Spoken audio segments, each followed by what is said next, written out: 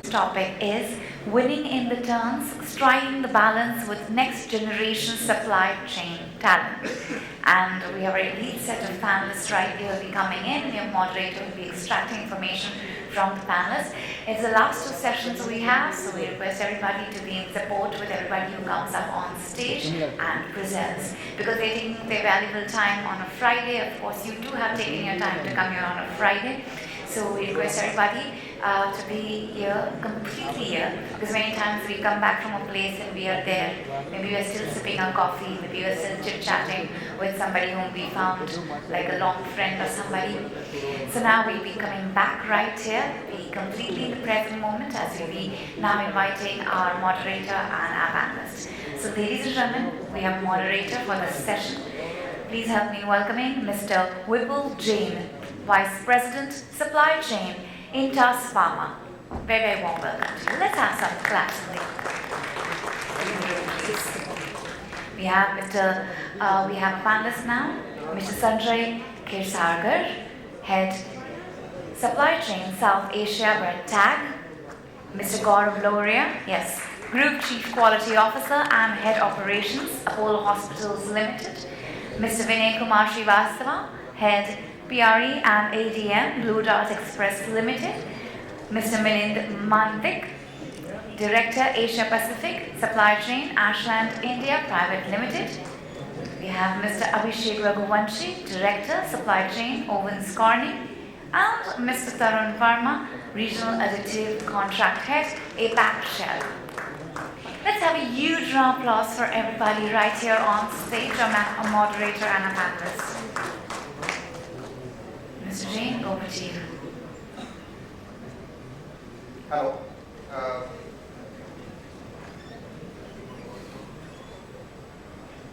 Hello, good afternoon everyone. Hope everybody can hear me. So, thank you very much to all the organizers for inviting us in this one of the biggest platforms we have seen across industries in the supply chain forum. And since yesterday, so many sessions we heard. I was fortunate enough to hear many speakers and other panelists in other panel discussions. So a lot of insights we are getting. We get new friends. We get a chance to make new friends, and so many companies who are presenting their products and services over here, which all of us can leverage. A lot of collaboration and networking opportunities we are getting in this type of forums is really immense. And really thanks to Kamikaze as well as all the sponsors of this type of events, which is a very great platform for all of us to collaborate and take the India supply chain to the next level. This is one of the steps, and this is one of the ways by these conferences we leverage each other's knowledge and excel in every part of the country in terms of excellence in the supply chain. Coming back to the topic of this panel, we have discussed a lot in various panels about the digital transformation, the agility required in the transformation in supply chain, the resilience required, the need of the hour, how the supply chains are evolving. And one of the aspects which were coming up in many panels are the change management, which is touched in many panels, but this panel is quite unique and different, where we are focusing more on the talent management, because we talked about a lot of technology, we talked about a lot of processes, but what about the people?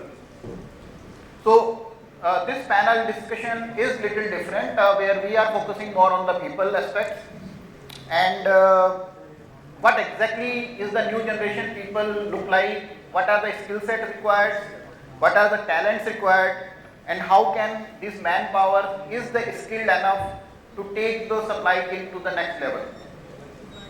With this, I introduce myself. I am Vipul Jain, having about 27 years of experience in the industries like pharma, FMCG, consulting, textile industry, across in digital transformation. I am SAP supply chain expert, implemented integrated business planning solutions, APO solutions, warehouse management, quality management, every aspect of the solution, including the advanced SNOP process and so on and so forth. Lot of things I also discuss about how the change management works, because digital is not optional, which we anyway heard a lot.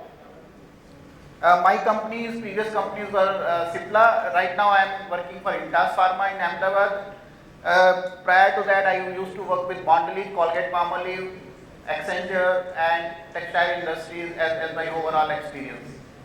My take on this panel discussion is very, I am very excited to hear with such a diverse and such a, I mean, the panelists are having a huge experience. So I request each of you to please introduce yourself and your initial thought before we go into depth of this discussion. What is your take on this panel? Starting with you, Sanjay. Yeah, thanks, Vipul. I think it is a really good introduction about the subject, about the inviting. So really appreciate. So coming to me, my name is Sanjay Kshirsagar. So I have around 25 years, more than a year's experience in supply chain, and I also work with a different company. Like I started my career with Amul, then work with the Judan, then Galaxy Surfactant. Then I work in a South Africa, it's a diverse country in terms of, so I spent around 5 years in South Africa and working with the Henkel as head supply chain. Then come back to India, working with the Brenntag, then working with the dog cattle. And recently I'm working with the Brenntag and taking care for the supply chain and operation for the South Asia. Coming to topic of the people, supply chain is only about the people and technology. Suppose I want to differentiate. And people is a very important topic or important tools, or maybe you can say asset for the any organizations, especially in this supply chain. And considering this aspect, because I was every time talent management is my close to heart. And during the pandemic, everyone is working from home. And during that time, I take the opportunity to the 60 hours coaching from the International Coaching Federation to develop my coaching skill. And recently I completed 100 hours coaching training to different people in my organization, outside organization, and now I am pursuing the ACC certification from the International Coaching Federation. So yeah, people is the most important, and how you are developing through coaching, that's my interest, and I want to share something in the discussion. Yeah, thanks. Thanks. Gaurav. Thank you, Vipul, and thanks ELSC for having me here today, and a very good evening to all of you. I'm Gaurav Loria. I'm the Chief Quality Officer as well as Head Operations and Patient Experience for Apollo Hospitals Group. So a little different from all the other panelists, and maybe probably from a lot of you who are sitting here in audience. So I think if we consider the whole tsunami of digital transformation and the ideas and the thoughts and the technology that is available, besides all this being there, I think there are a larger number of organizations that are still running on older principles. They have their own challenges of moving up the ladder, maintaining their profitabilities while also ensuring that their operations are smooth, they are innovative, and they are more customer centric or closer to customers.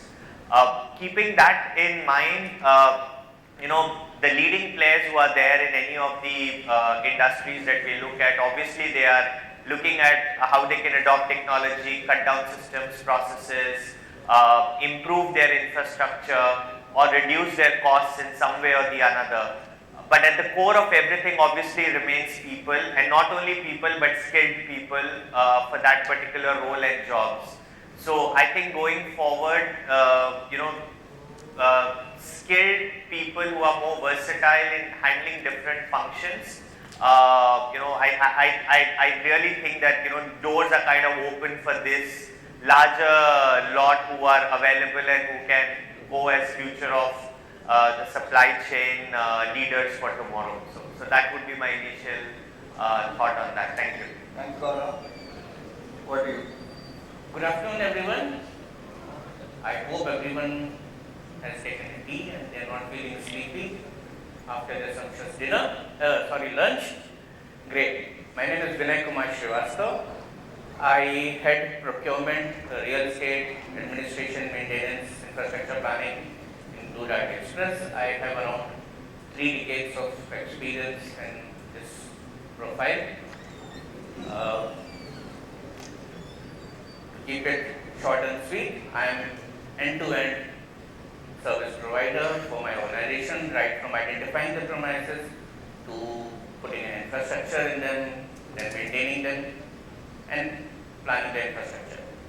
Besides that, I am a Toastmaster, public speaker, and I am also a podcaster.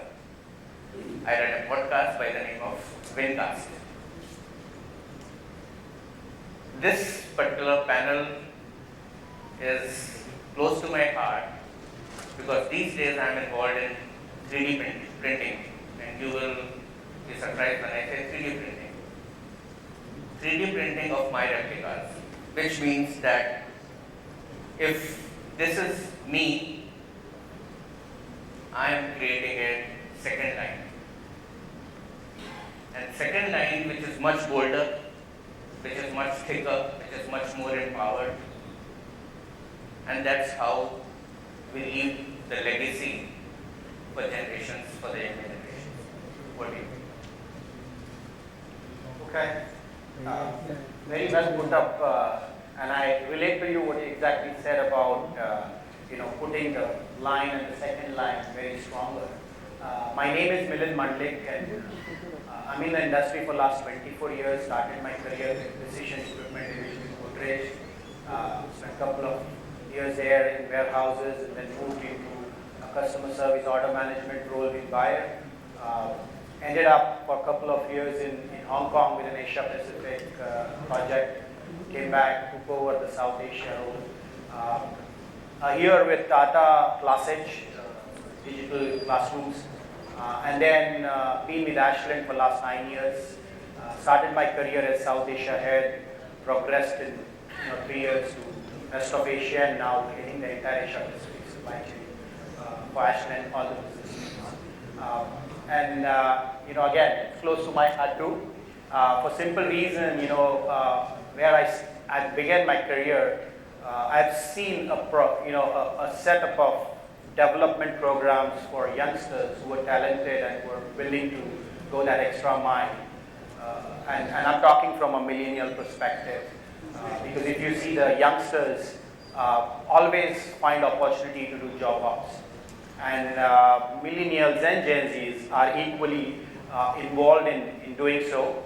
For simple reason, even during the economic crisis in 2020, there were these professionals voluntarily looking out for jobs, which is an indication to the employers, not to give an excuses for not maintaining the retention program and development program, but to take care of it in a much more structured and much more visible and transparent ways. Now, having said that, labeling the Gen Zs and millennials for being job hoppers, I would say it is a disservice to their aspiring professional careers. Now, having said that, these are my thoughts, and I'm welcome to have further more discussions, and if it would be an interactive sessions, it would also help us to learn, because that's something I always talk about. Learn, unlearn, and learn is what the philosophy one should imbibe, whether it's a coach or a mentee doing it together. So on that note, I pass it on to you, Abhishek. Thanks. Hi everyone. Good afternoon. I am Abhishek, Raghuvanshi, and I am very happy to be part of this panel, primarily because this topic is very close to my heart. And in fact, talking about talent and people usually is towards the end of the discussions, and unfortunately that's true on this session as well. It is on the second day of an intimate session, but I think that's where the conversation really begins, and that's where I believe it's an important discussion to have, especially when we have talked about what all so many things we want to do in the business, and leaving people out of it is out of question. So the secret to this lies in my career profile. I started my career working with one of the largest organizations in the country, which is the Indian Railways. My initial team size was around 500 people, so I know what it means to really have a large team and really talking about them and making sure that they move ahead. So I started in a sort of a reverse way, in contrast to a lot of experience here. And later I moved into the corporate world and worked for Additive Birla Group in their two of the largest businesses. And incidentally, whenever I moved into the business, it was going some kind of a change. So when I moved into Additive, it was going through a change in terms of digital transformation. So there's a lot of change management that I've experienced during those years. I moved into Hindalco. They had just expanded. They had just doubled their capacity. So a lot of challenges. In fact, I was fully involved in setting up a supply chain function in the true sense of the word. I moved into Owens, which is my present organization, during COVID. So we can understand what better than COVID to explain what we need to do on the people side. And as I am speaking, we are looking at how do we prepare ourselves for the growth, and that's the important piece of it is the talent management part. So that's where I think I'm happy to contribute with whatever little I know in this discussion. I believe with all the changes, the digital transformation, the agility and the resilience that is required, I think people are the front end of it. Without people, these are just sort of words and we'll not be able to make it happen. So I'm happy to discuss and share whatever little I know. Thank you. Yes. So last but not the least, yeah. I hope I'm audible. Hello. Yeah. So like I said, last but not the least. So thank you so much, Vipul and my co-panelists.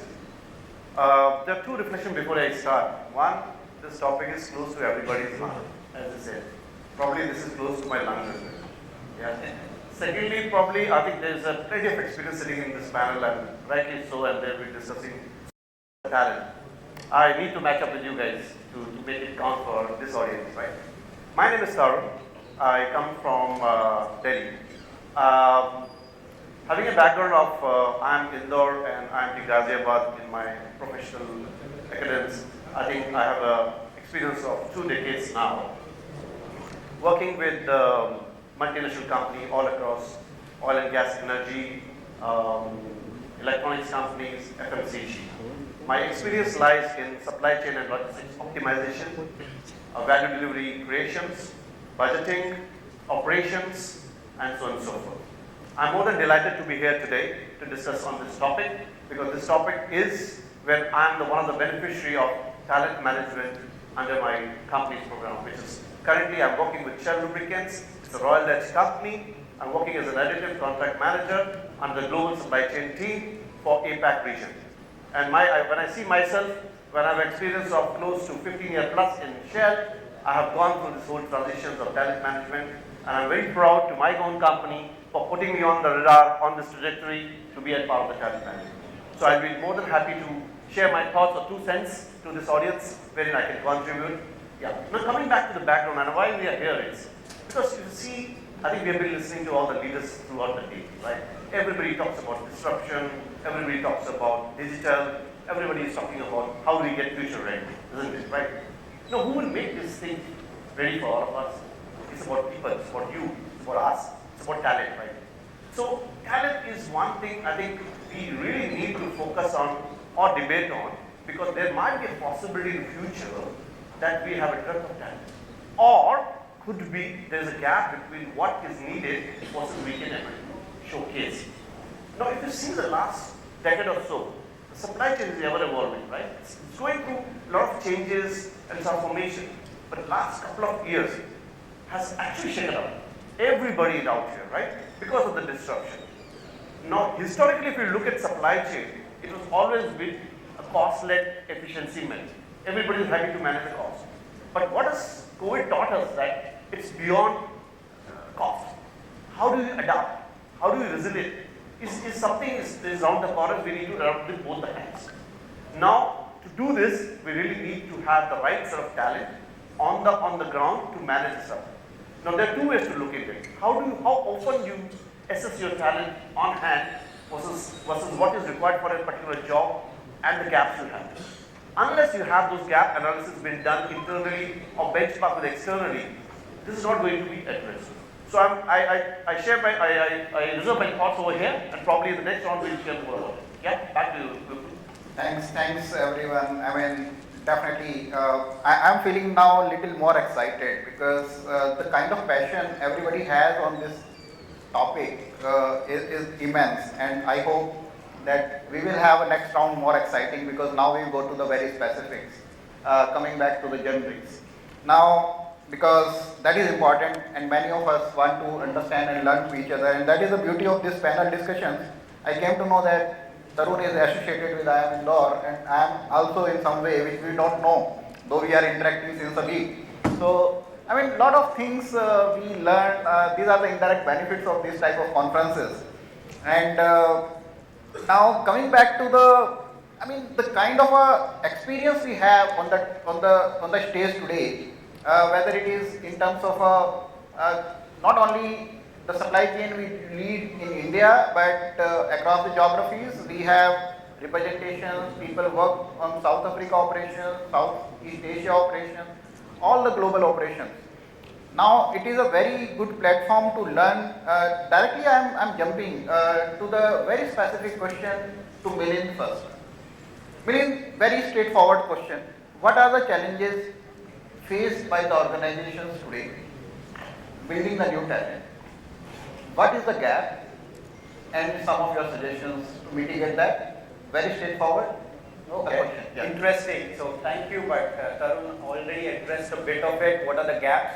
He rightly said, we are coming from a traditional background where, and I did have this offline discussion with Abhishek. It was very interesting, and that's where I like those debates because you always come out of, with some conclusion. So we were talking about the traditional operations shaken up by a pandemic, and then everybody realizes the importance of going on digitalization. Okay. Having said that, the gap is huge.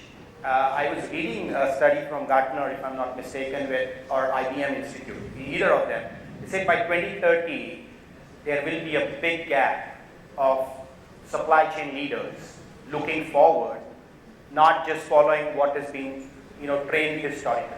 Which also means that it's not only about Vipul, not only about just having new ideas, but it's also about going back and rechanging the entire policy of studies, whether we really want to still keep those cost optimization, savings as our topmost priority, or investing in something over a period of years to get those knowledge and know-how for the next generation, and transiting the entire experience, what you have learned through your own experiences, as well adapting to the new environment or new ideas which are coming to you through these millennials and Gen Zs. So that's how I feel that we would be able to mitigate that situation. But having said that, it's tough because what we're sitting here with all these ideas, when we go back, management says, hey, we've got a recession, right? And we need to now optimize the cost.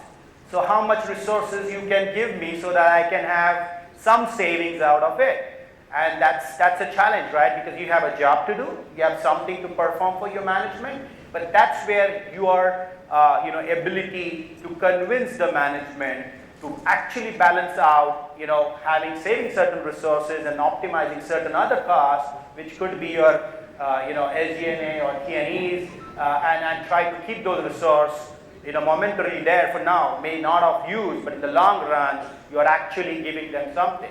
Apart from that, when we talk about Gen Zs, this generation, again, talks about getting their skills expired. Have you heard about that in the past from where we come from 3 decades? No, because we thought what we learned out of our own experiences in last 2 decades, 24 years, 30 years, can take us to our retirement and also take us to consultancy. But this generation, I'm talking about specifically the Gen Zs, feel their skills may get expired. Now, in order to keep them engaged, in order to keep them occupied, one, as a company or as a leaders, we have to design a program which could help them to see through what's coming next in terms of their own development, and they don't have this fear anymore. world is evolving, supply chain is evolving, right? Things are changing faster. So are we really in a position to have that program in place is a question. And I'm also equally a product of the same development program where I come from, and I'm talking about way back in 2006-07 with a company which already had, that site about having a development program within the companies.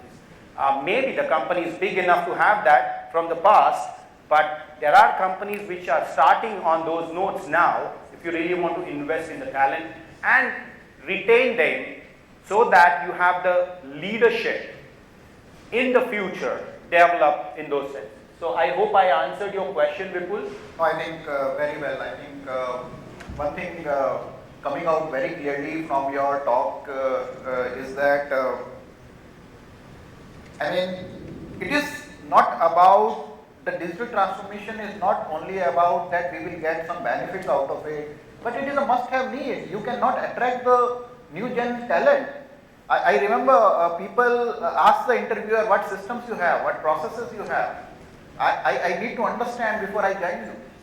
This is the way the things are moving. So I'll share one experience. I was in Europe and I had to stay overnight there, and I was in a hotel and I needed that multi-plug to get my laptop charged. So I called back reception and I said, can you please get me one, a spare one for some hours. And a couple of minutes later, I again get a call saying that I'm at your doorstep. Can you just, open the door? And I opened the door. I actually saw a bot in front of me.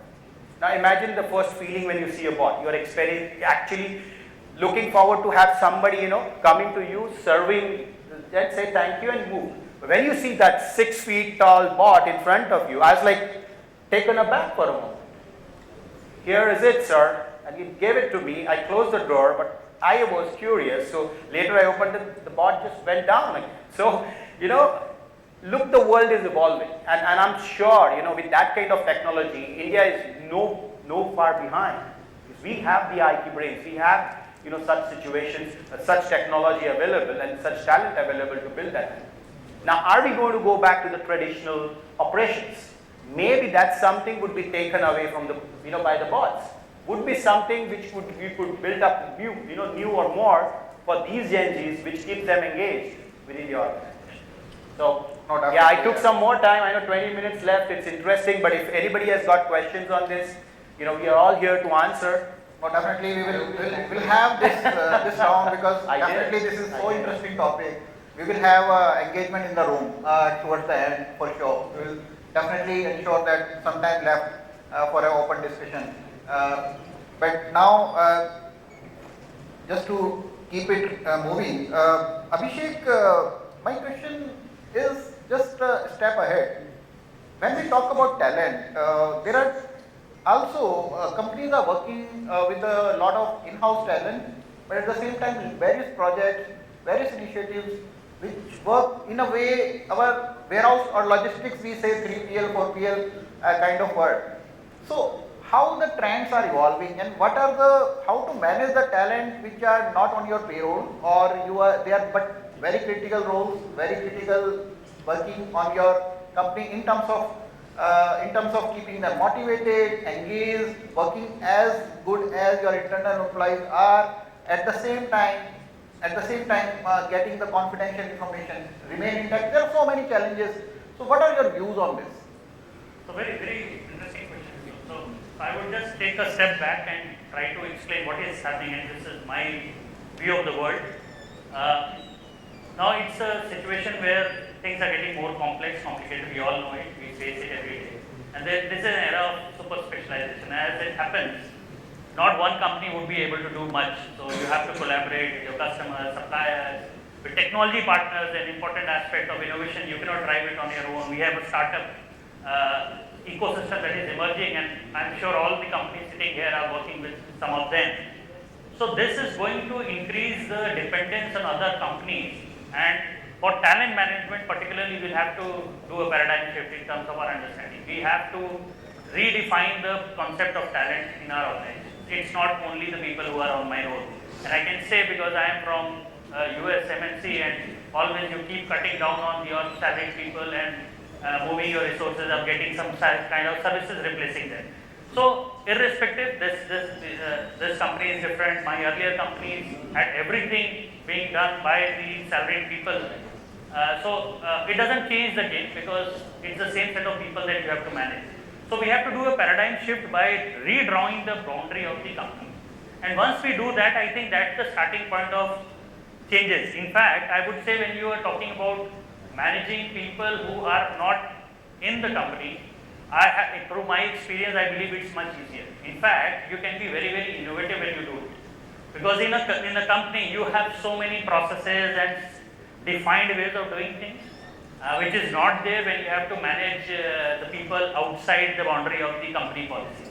So, I'll give you some examples. Now, the starting point of any relationship for 3PL or a contract manufacturing or even a service contract or a technology related tie-up that you might have is a contract. So to me, the way you can start that change management is by working on the contracts part.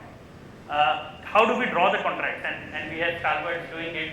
We want to protect the interest. We don't want to take any cost. And you look at the wordings of all the contracts, any cost increase or any person increase, we are not related to it. Please absorb that cost. We are not involved. So I need a fixed cost contract. I don't want the cost to increase. Now we have to get out of that mindset. In fact, there should be a clear obligation from your side that I want to be involved in hiring of the people. I want to sit in that process. I want to be a decision maker. If you make any changes in the people, I want to be part of it, and I will decide how much increment they would get. It's not that you will, based on whatever criteria you have, because these people are working for me, and that's where I want to be involved. So that's the starting point. And if you go one step beyond, one is the contract part, but of course this is just in the spirit that it is built. How do you do it on a day-to-day basis is you can also extend the boundaries of whatever HR is trying to do. And a very important pillar which you can definitely leverage, and I'm sure in all the companies that would be happening now, is the IND. So in IND we are talking about including the employees who are there who are very diverse. But the conversation which I have initiated in my company is, why are these people not there? Because they are contributing so much. Now once you have that IND thing working for you and the definition of the people who have to be handled in that IND initiative, include these people, and the entire thing becomes very, very easy. And that's why I was saying it's much easier to do it for them as compared to doing it for your own team. So I'm not saying that you should not do for it, but here you can experiment a few things. And I can give some examples. Currently in one of our person who is working not on the roles of the company, he is driving a lot of digital initiatives that we are doing. We never expected that. It's happening. Then there are people who have gone outside, they are in a different industry, and we hope to bring them back with that know-how. So that's where I was talking about the mindset changing in terms of this is my concentration set. Once you change that, you get much more flexibility to do whatever you want to do. Just one question over here, Abhishek. I mean, you have talked about this concept is evolving and it is continuously evolving. It was there in the past, no doubt about it, but it is evolving more and more faster. But what are the lot of benefits you talked about this concept? But is there any limitations or challenges in this, or any cons in this? Yeah, so I would say more of challenges. So if you have to say, for example, within supply chain, outsourcing is very prevalent in logistics. It is prevalent in customer service. But when we talk about planning, it's sort of more of proprietary information of the company that's there. So that is definitely a challenge. How open you are to have that know-how move to people who you believe are temporary in your mind. So that is definitely a challenge. Confidentiality is a challenge. Acceptance within the organization. Sorry to cut. Is it really a challenge or is it just a mindset? I mean, mindset is a challenge. You are absolutely right, because if you look at it, if I compare two organizations that I have worked in, if I to take Hindalco versus Owens, whatever is a taboo in Hindalco is happening in Owens, because that's the mindset that they have, that okay, we can just outsource everything and we can still get the work done. So you will find organization different levels of maturity, and whether we like it or not, how will you work with your technology partner? How will you work with the startup? You have to collaborate with them. You have to assume they are part of your team, because if you don't do, nothing will come out of that. that initiative, because then you would guard a lot of information, you will not share everything, and that's where the, I would say, lack of virtuous cycle happens. It looks quite alarming. I mean, we have heard about the cloud technology, the cloud kitchen came out, now the cloud talent. Yes, why not? And I think the relationship, you were talking about a lot of connects even with this, within this group. Why don't we leverage it? And if that mindset changes, you will actually go out and leverage it even with your competitors, which we most often than not, we try to ignore it. But why not collaborate on the talent side? I mean, definitely interesting. I mean, definitely interesting concept, and this is something we all a little bit of be prepared for as it is evolving. And thanks Abhishek, very nice insights. We'll touch back again if time permits. Now, little bit gear change in terms of a specific of the sub function of the supply chain from the talent perspective. Coming back to Vinay. From the procurement point of view, your view, sir, how it is evolving? Earlier it is just a negotiation, making the product available. What else in terms of, well, as the procurement is quite advanced again in terms of digital contracting and procurement, what is happening from the skill set point of view? What are the latest trends? What type of hiring or you guys are looking for when you hire a talent or building a next generation of procurement organization? So when I started my career, at that point of time, what we were told, standards, processes, you have to follow the process. These are the standards. Any problem in this? No problem. Everybody follows the standards and the processes. Performance measurement. How do you do the performance measurement? Benchmarks, trends. Any problem? No. Except that I feel that we are setting a standard which is outdated, which is done in past, and it is not futuristic. Now today we talk about VUCA world. We live in a VUCA world. Volatility, uncertainty, ambiguity, complexity. And how are we tackling this VUCA world? We are tackling this VUCA world through our SOPs. Everywhere we find SOPs. What are SOPs? Standard operating procedure. The world is volatile, but we are following SOPs. Now, if we have to follow, if we have to tackle the VUCA world, do we need SOPs or should we go beyond the SOPs?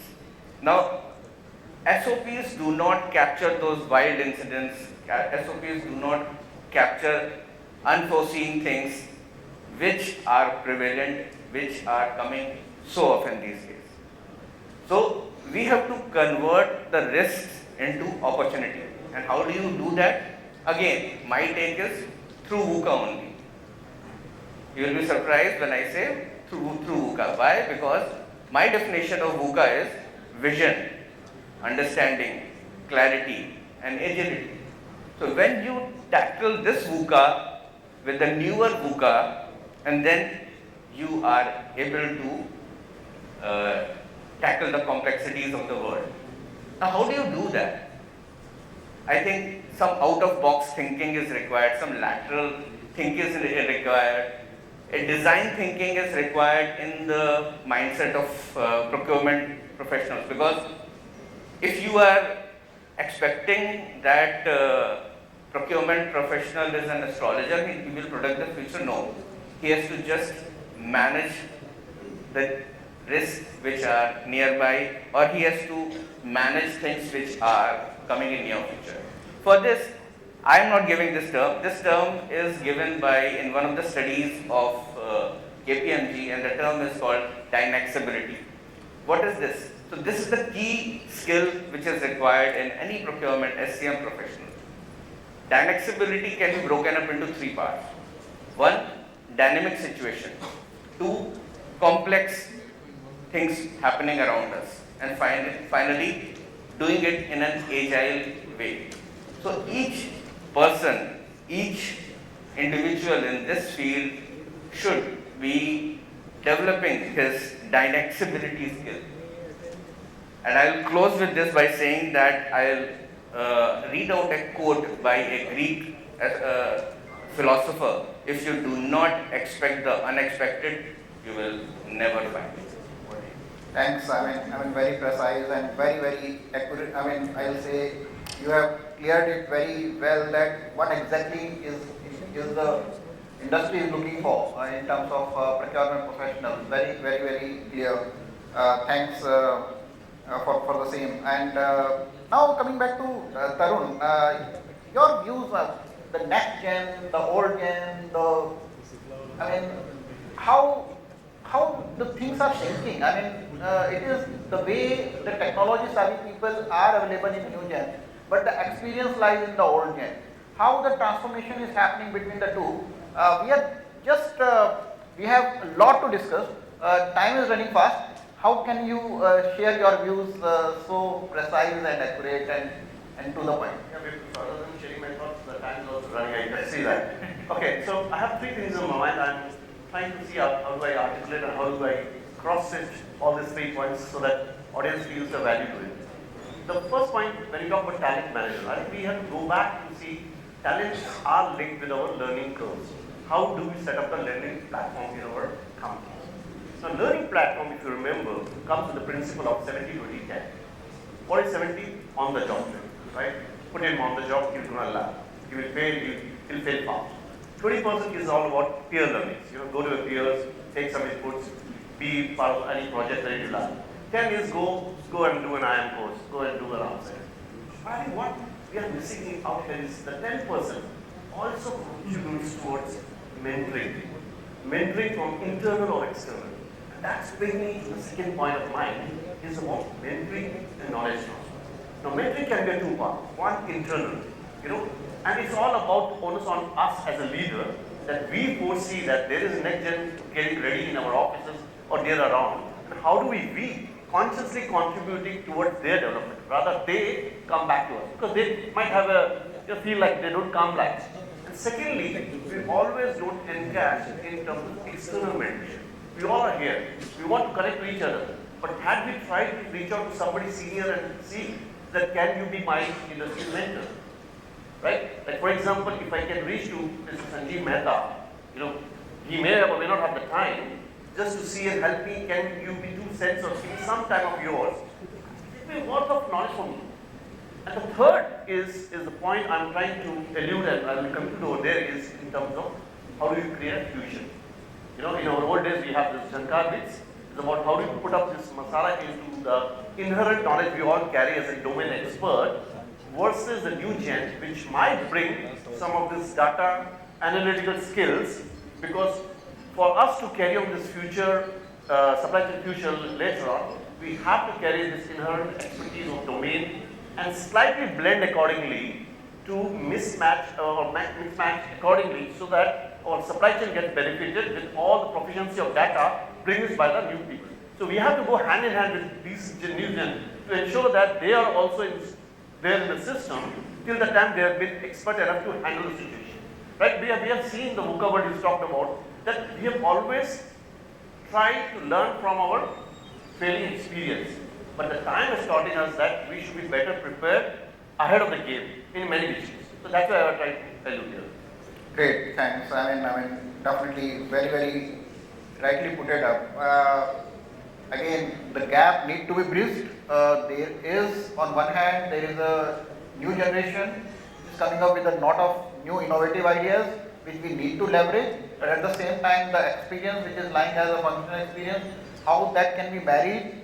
Every organization has to have some path over there, and the better the organization can do, better their transformation journey will be. Yes. Coming back to the same question, I think in a different way to Sanjay, how you feel that this trainings and development and coaching, because you have got many and you have a very great experience in coaching internal as well as external, how it really works, or where exactly are the cases where it not works? What are the precautions need to be taken care while we are preparing or developing this type of program? Thanks, Vipul. I think it's really good and evolving discussion that we are doing. So as a listening, I am catching some catchword like one is the HR, another one is the mindset, third one is the VUCA. So I want to correlate this about the coaching. So just for the group, talent management, talent development, it is not the only job of the HR. Every leader who have the leading the team, that's the job of the there. Okay, in terms of the development of the team. Coming to the coaching and leadership is means we can say two sides of one coin. And coaching help us to develop, means to improve the person. One means because I'm trying to relate it with the mindset and how that person will means handle the situation in VUCA world. That helps the coaching. So just in terms of the numbers, I want to give the numbers from International Coaching Federation. So people saying that around 86% who had spent the money in a coaching, either internal or external, they are getting the ROI. 86%. Second, 96%. Suppose I got the coaching from external, they are saying 96% repeat that. So this is the number from International Coaching Federation. So just I can talk coaching hours and hours, but I have to do the shorter. So how you will do the coaching? Okay, one is I'm saying active listening. Second is give time to means suppose you are doing some coaching or mentoring, give innovative time, means give the means 100% attention. Then recognize success, create a vision. So this is a just small step for the coaching. Now coming to the active listening, can I give one small tip to all my panelists as well as team members about listening? You can go and Google means in terms of n number of definition you will get. But my definition of the listening, listen, you are listening to God. Then you will able to improve. Try means when you are going home. Listening is not about the when you are going to means office or work or something. It is listening is everywhere. Means when you are talking with the son or wife, everything. Try this one. Listen as you are listening to God. So that will really help. And suppose you are doing the active listening. As per my experience, 50 to 60% problem get resolved. So that is my input. What a great input. I mean the way you want to see that listening, the importance of listening, active listening is immense, and that is where the whole thing starts. We can understand what is in terms of word, in terms of body language, in terms of intention, everything you need to listen, not only the words per se. Yeah. So I mean, great. We'll see to touch back on this if some extra time is permitted to us. But last but not the least, Gaurav, coming back to summarizing, I mean, you can summarize this better. Very tough questions to you. The next generation leadership in supply chain, how it look like, whether how the leaders who are leading at a CXO level the supply chain, what is that look like by 2030, and what are the associates working in the supply chain, their skill set look like by evolving. It is continuously evolving very fast. 2030 is too far, but still I'm want to hear from you because you have some vision around it. Thank you so much. A lot has already been said, very, very important points. I think effective leader of tomorrow should be definitely technologically savvy, but also comfortable with a lot of digital, things like what we call it as AI, ML. It's also said that, man or a manager could not be replaced by artificial intelligence even in the future, though there could be pockets of it where AI comes in as a tool and helps, but it can't be replaced. But if you look at it from a different perspective, a manager with AI knowledge or comfort level can definitely be replaced with, with someone who doesn't have that kind of a knowledge. So I think that is something which is very important, and so managers of tomorrow definitely need to be technologically have to have that dexterity of technology while they are working, while parallelly having the other skills which are also critical. A supply chain, so I'm talking from, let's say, a healthcare background or a healthcare perspective. A supply chain team or a member is not just about making sure that your products, your medications, your vaccinations are available on time, but they are also responsible to make sure that they are effective communicators within the organization. They understand different functions, whether it is about finance, they understand the marketing function of the organization, so that they can communicate with people, talk to people and find solutions, help them. It's as said earlier, that it's just not about cost saving. It's about multiple other things that need to be looked at that level, and which are really very critical and should be understood.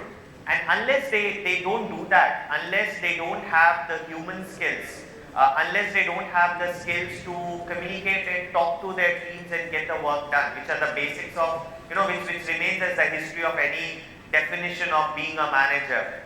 In addition, and technology added as a top layer on it, I think that is going to be the future wherein people really need to focus on and make sure that they are on the right path for tomorrow.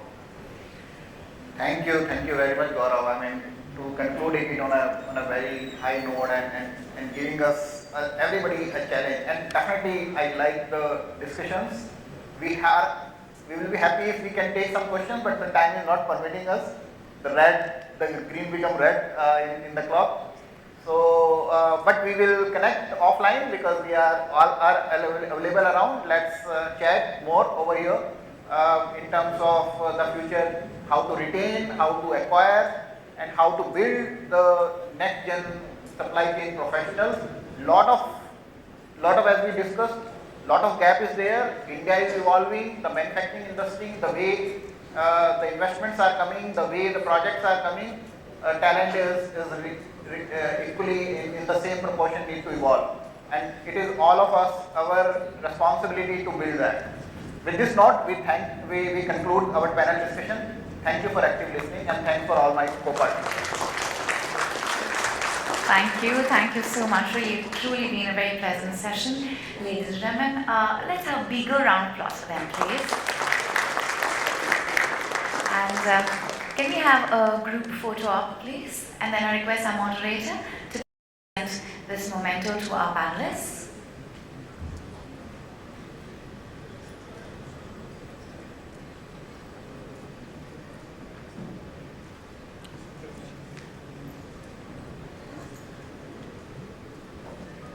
Thank you so much. Thank you. I request sir to please present the memento to our panelists.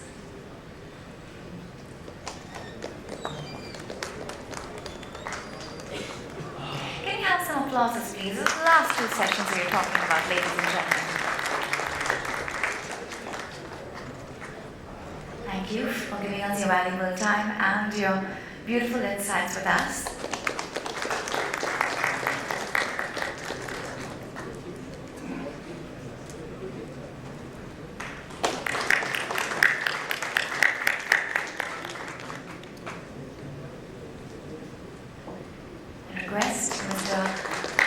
To present the memento to our moderator, Mr. Vipul Jain.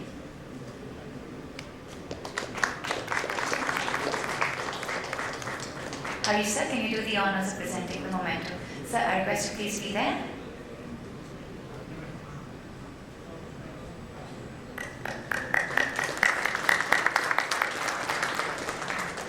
Thank you.